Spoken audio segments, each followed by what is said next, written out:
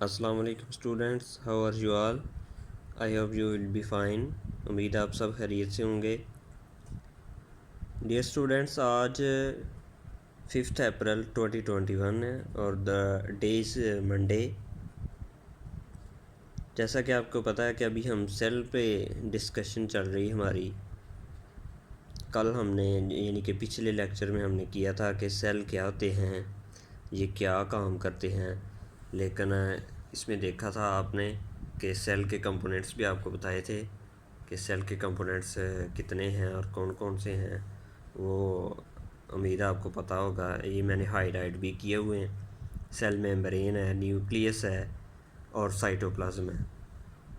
अब हम इनके मतलब जो है वो हर किसी के मतलब डिटेल डिस्कशन करनी है टॉपिक में।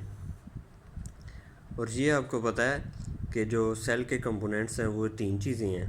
इसका मतलब है कि ये तीनों चीज़ें सेल के अंदर मौजूद होती हैं। इन तीनों चीज़ों से सेल बनता है। मतलब कि सेल से भी नीचे जो चीज़ें हैं वो ये हैं।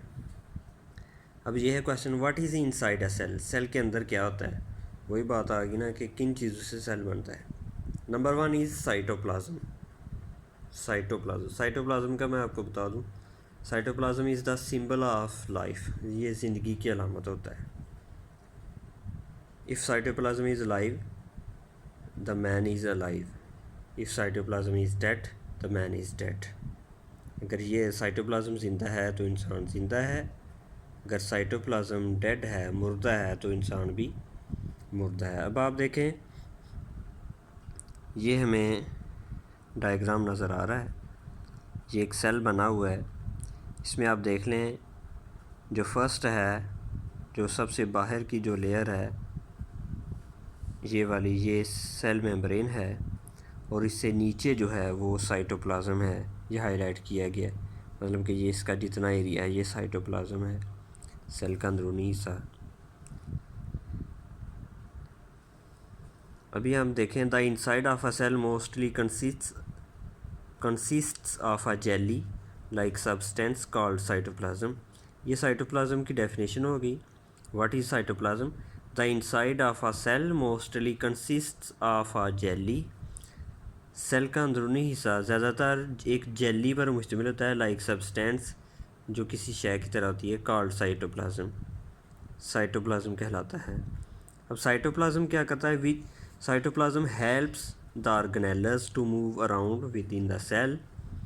ये जो ऑर्गेनेल्स है ना, ऑर्गेनेल्स, ये सेल के जो कंपोनेंट्स है ये ऑर्गेनेल्स कहलाते हैं। सेल मेम्ब्रेन, साइटोप्लाज्म और न्यूक्लियस।